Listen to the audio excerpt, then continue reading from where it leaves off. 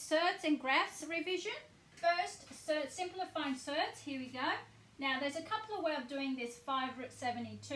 So I'm just going to do first one as just normal using the square number here. So 72, well, I come with the 8 times 9, 72. So that will be 5 times, that's a little dot is a times. 9 comes out as a 3. I still got left with 8 inside the square root. So it'll be 15 root 8. But 8 also can be separated into two factors with what? 1 is a square. So it'll be 4 times 2. So that 4 can come out as 2.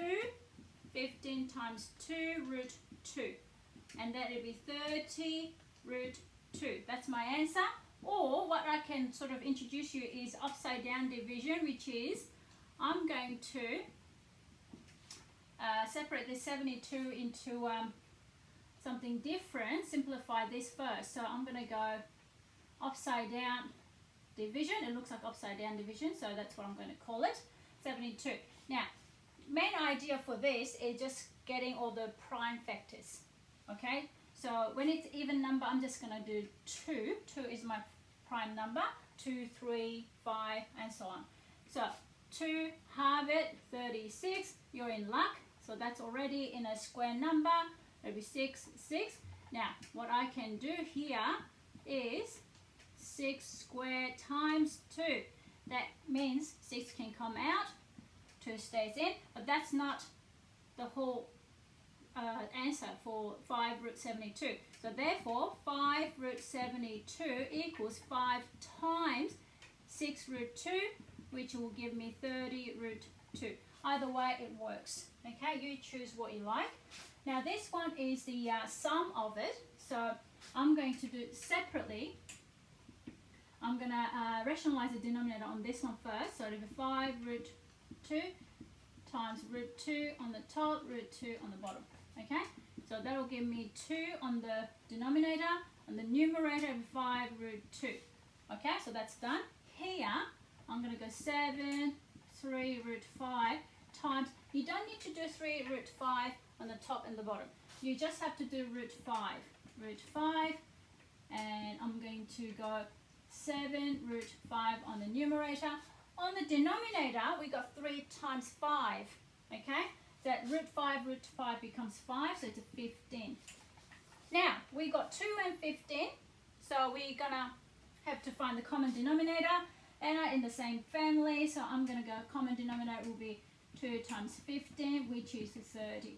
Now, what I'm going to do is I'm going to times by, times by 15, times by 15 here to make it 30. Times by 2, times by 2, make it 30, denominator, okay? So it's normal fraction types. So on here, I've got 30, plus I've got 30 here. If I times a 15 times 5, it'll be my 75 root 2 here, and 14 root 5. Now I'm going to put it all together as one fraction, so it'll be 75 root 2 plus 14 root 5. And that's it. We've done. Because I can't really simplify 75, 14 with a 30. Okay, I have a problem with the 14 there. So, let's have a look at another one. This one is a little bit difficult because it's got more steps involved. But I think it's not too bad. It's not too bad. So I'm just going to rewrite here. C is a 3 plus root 10, 4 root 5. Plus 1 plus root 2 over 3 root 2. Similar concept from here, but it's got more involved. That's all, seriously, that's it. So, let's do the first one. I'm going to times by root 5 on the top and the bottom. So, when it's more than one term here, put them in the brackets, guys. It's a lot easier and it's simpler to look at. So, I'm going to do times by root 5 here, times root 5 here. I'm going to do that later. So on here, I'm just going to go straight into it. Expanding, 50. Now 4 times 5, 20. Done. And the next one here, put it in the brackets. and then times by root 2. So here it would be, I'm just expanding it straight away. Please watch this more than once if you're not really understanding. And then bottom here, 3 times 2, 6. Now, we got 20 and 6. They sort of like look like they're in the same family. Yeah, they are. But how do we know which one? What do we do? Because if I'm making a 20 as a common denominator, 6 cannot fit in and just have a bit of problem. So what I'm going to do is I'm going to try to find highest common factor will be 20 and 6. Now, this is like upside down division, but it's a little bit different. So 20 and 60, something that goes into both 20 and 6, it's 2. So I'm going to do that. How many times? 10 times.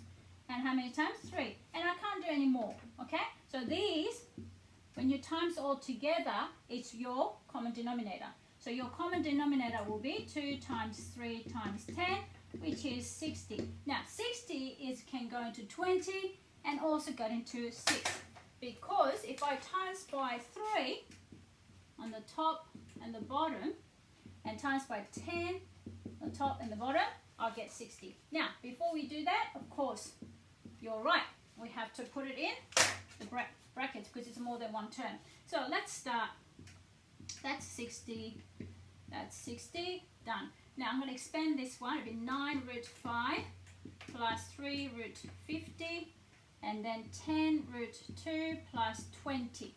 Okay, so I'm going to simplify 60 and I'm going to do, all right, I've got to sort of simplify further of the square root 50. Root 50. Now that's what? 50 is what? Double of 25.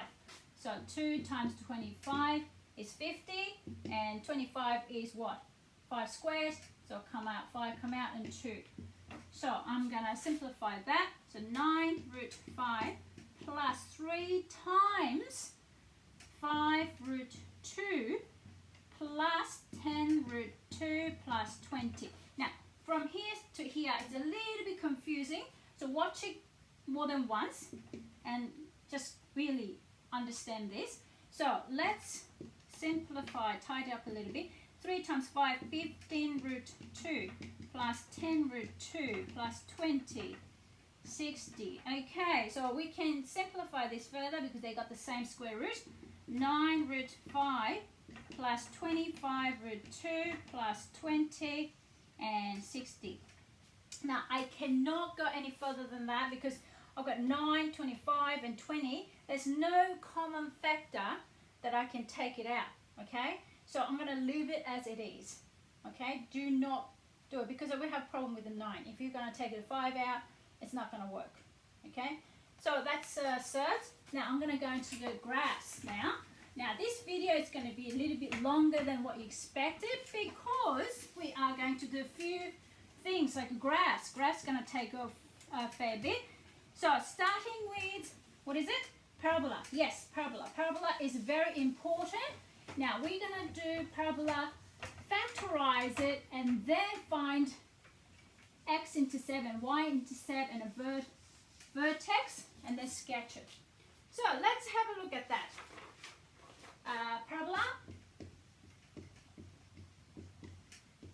and my equation is minus x squared plus 5x minus 6. Now, when you see this minus, you should feel very uncomfortable about this. So you have a natural feeling of get rid of this negative. So I'm going to take the negative out altogether. So what I left with inside, changing 5 plus 6. Okay. So now, after that, I'm going to factorize this, okay? So it's a monic, and it's going to be x and x. Now, factors of 6, 2 factors of 6, they're going to give sum of minus 5. You can think of 1 and 6, but it's going to be a bit of problem because one of them has to be negative, and then when you product, which is the last term, has to be negative then. But we got plus. So that doesn't work. The other one is 2 and 3. And that will work because 2 plus 3 is 5. And if I put minus minus here, which is minus 2 plus minus 3 is minus 5.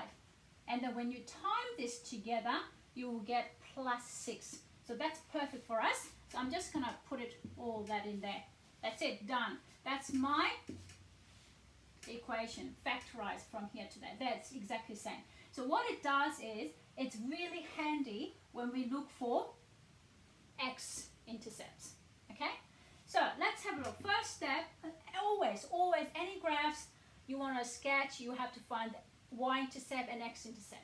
I would like to do y-intercept first, because y-intercept is easier, because when x equals 0, you can just do that in your head. So y-intercept is what? When x equals 0. Okay? So if I put x equals 0, 0 here, my y will be minus 6. So my point will be 0 and minus 6. That's one of my points there. And then x-intercept, that's when y equals 0. Now this is where we're going to use this. This is handy to have. So I'm just going to rewrite this, but I'm going to make y equals 0, because that's what we're looking for, x-intercept. Now that means one of these has to be 0 to be, the whole thing will be 0, or both of them 0. So I'm going to go x minus 2 is 0, or x minus 3 equals 0, for whole thing will be satisfied. So therefore my x will be 2, it's always opposite in 3. Okay, so my x-intercept will be now 2 and 0, 3 and 0. So that's what I've got. I've got this 1 point to 3 points right now, and the next one I need to find is a vertex. Okay, 3 vertex. It's not too bad. Vertex is, you have to find the halfway mark of the two x-intercepts. Okay, so you need to find axis of symmetry. So let's have a look at vertex. I'm just going to do here quick 2 and 3. Say that's 2 and 3 here in the x-axis. I didn't draw the y-axis, but that's here. And then a halfway mark will be 2.5. So this is your x equal 2.5 is your axis of symmetry. This is called axis of symmetry. Okay, so that's the basically coordinate of x. Yeah, x coordinate. That's it. So let's have a look. When x equals 2.5, what will be my y value? All you have to do is put it all into here. So I'm going to go original equation. I'm going to go 2.5 squared plus 5 times 2.5 minus 6, and you will get 0.25. Just use a calculator, guys. Just use calculator. So my vertex will be 2.5, comma 0.25. Now, next thing I need to think about before I sketch this is whether it's concave up or concave down. Okay, now obviously we got negative here right there, so it's going to be concave down. Okay, so remember that when you sketch it. So let's have a look at this. I'm just going to go sketching now. So let's do that. We got all the information I need, and I'm just going to sketch it. So don't forget the x-axis and origin and all that sort of thing. Okay, now my graph is not going to be that beautiful and accurate because I'm just doing freehand, but yours will be on the grid paper and using ruler, nicely done with this pencil, so it'll be nicer than this. So I'm going to go my 2 and 3 here, okay, and minus 6 down here somewhere. So that's my 3 points right there, and my vertex, that's halfway mark, 2.5, and if that's 1, my top 0.25 is right here somewhere, 2, 5, and go here, something like that. So I can see the shape right now. So let's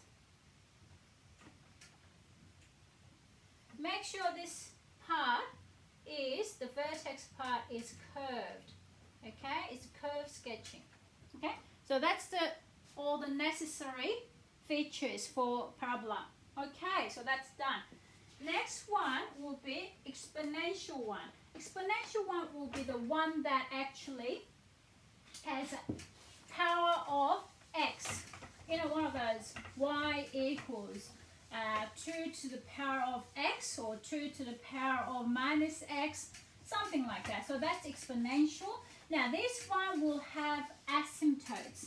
The one that is, you know, want to get closer, closer, closer, but you can't touch, you can't get through. So that's asymptotes, okay?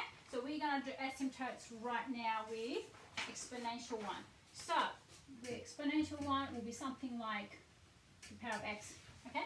In this one, I'm going to sketch 2 to the power of minus x, because you know what to do with the 2 to the power of x. But let's do some little bit tricky one, okay? So I'm going to sketch this one. First step will be finding my y-intercept when x equals 0. So I put x equals 0, that would be my y equals 2 to the power of 0. Anything with the power of 0 equals 1, isn't it? So my y-intercept point will be at 0 and 1. All right, done. Now my x-intercept, which will be my y equals 0, so 0 here, 2 minus x. Now anything, if you go back to your indices, negative power doesn't mean negative value, it is just 1 over something, okay? It's a fraction. So I'm going to change this one into 0 equals 1 over 2 to the power of x, okay? Now, anything, you cannot get 0 on this one, because if you put 0 here, you will get 1. And if you put less than 0, it's not going to be 0, because also you cannot divide by 0. So this is impossible. Therefore, this y equals 0 is your asymptote. Okay, so done. All right. So let's have a look at sort of glimpse of what we are dealing with here. So I've got x's and y's. So now this y equals 0 is my asymptote. So I put it into the dotted line there because I cannot get through here. And my y is the y-intercept is 0 and 1. Now, we don't know whether it's going to go from here to down here or here to down here. Only way we can find out is we're going to have to test the numbers, the points. So I'm going to go x equals minus 2, x equals 2. What will happen to my y value? Now, if my y value is big, it will start from somewhere big here, going on down here. And when my y value will be smaller, would be like this, and the y value will be big on this side, it will be this way. So I'm going to put 2 here, minus 2, and 2 here. See what happens. So when you put in an x equals minus 2, it will be y equals 2 minus minus 2. Be careful, there's 2 minuses. With 2 squared, it will be 16. So that's way up here, 16 somewhere. And if I put this one in, 2 minus 2, that will be 1 over 2 squared.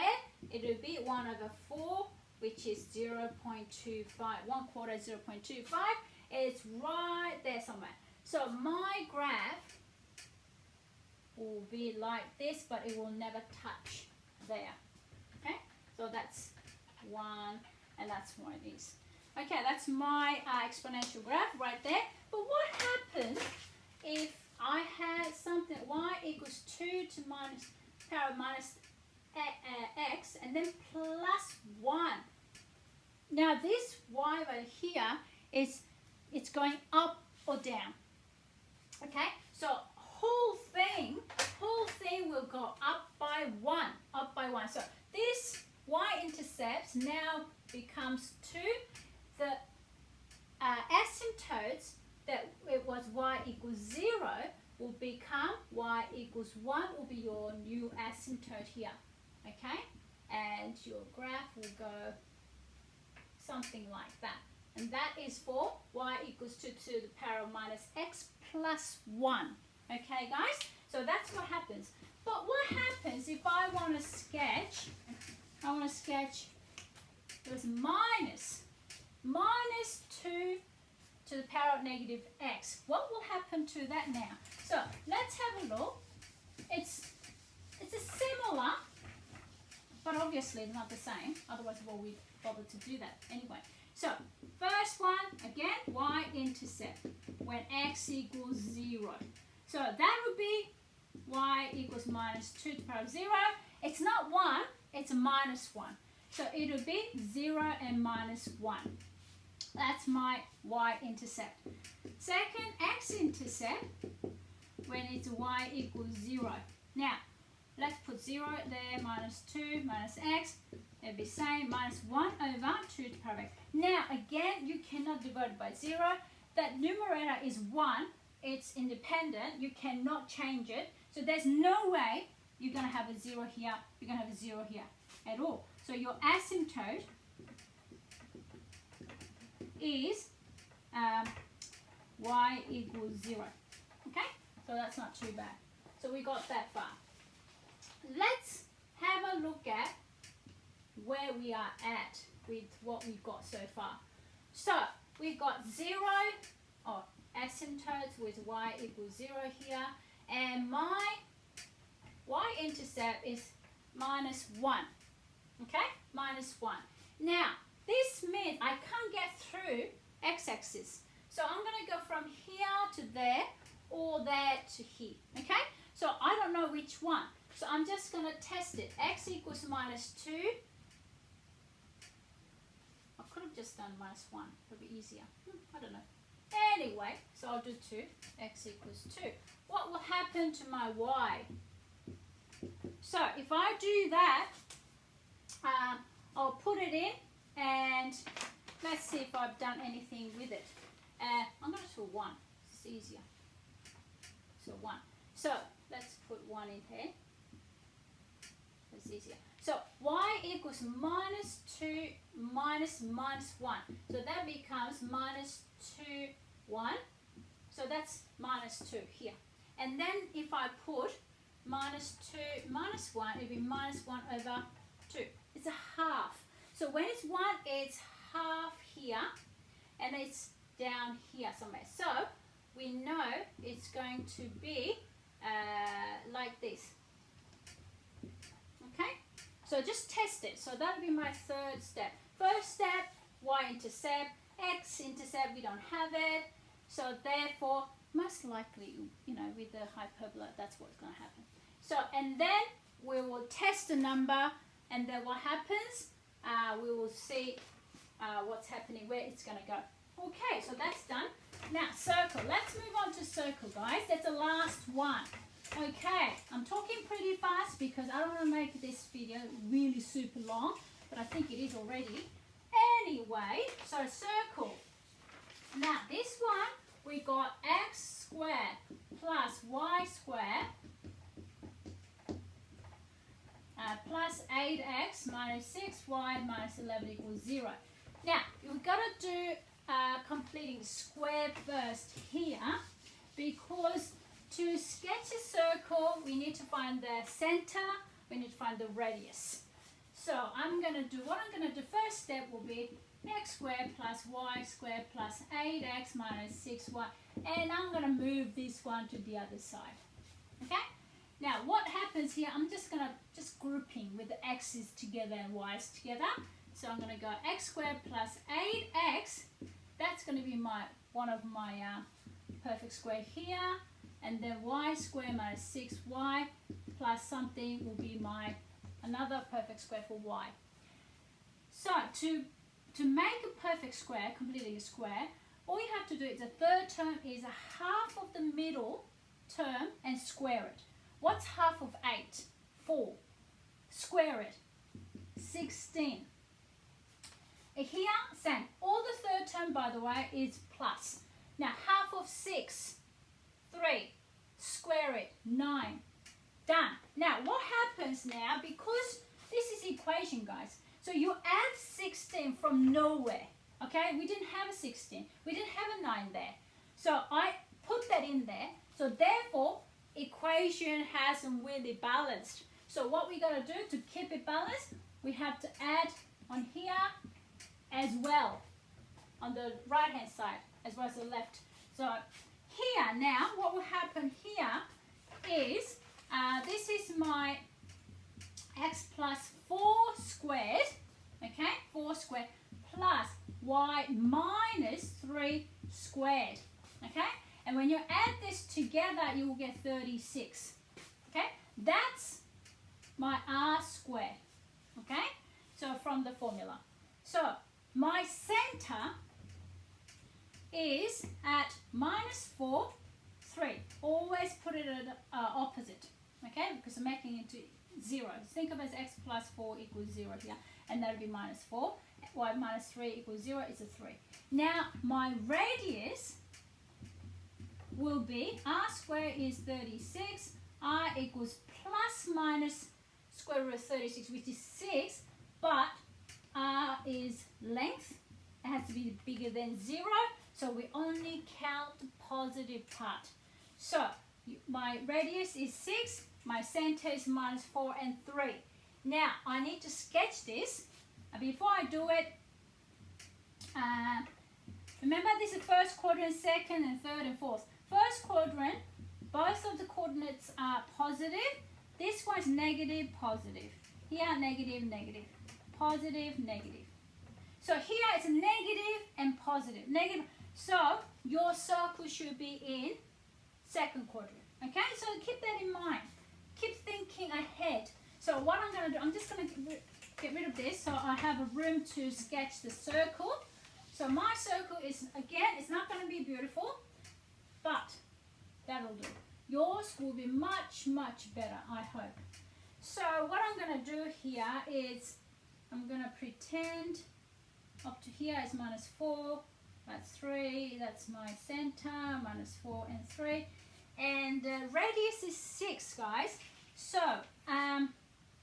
up to here is 9 because I'm adding 6 from 3, 9, adding 6 here, it'll be minus 3, okay?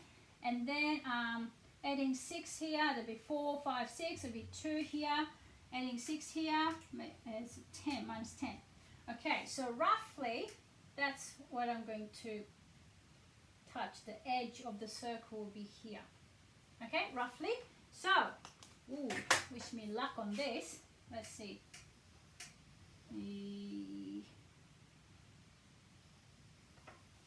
Something like that. Okay, it's not perfect, but that'll do. Now, my then you need to put something like that as r equals 6. Okay, because that's maybe here. That's 9. Okay, and that's minus 3. Now, if you want to find out where it actually cuts through, if you want to, I don't think it matters too much with year 10, but if you want to find out your y-intercept when x equals 0, so we had what? We had x plus 4 square plus y minus 3 square equals 36, didn't we? So I'm just going to put x equals 0 there. 4 squared plus y minus 3. So that will be 16, 4 squared. And y minus 3 squared equals 36. Y minus 3 squared equals... Now, 36 take away 16 is 20. And what will happen is y minus 3 equals plus minus 20. I just got rid of the square, so it's giving me plus minus. Now what it does, it means you've got to get two y values. One is positive, one is negative. Makes sense, doesn't it? So therefore, y equals 3 plus minus root 20. So therefore here, I'm not going to use, I don't have a calculator with me right now, plus root 20. Here will be y equals 3 minus root 20. And you put that in your calculator, you will get some decimal numbers right there. So that's your y-intercept there. Okay? So that's how you find it. And that's all that is. And good luck, people.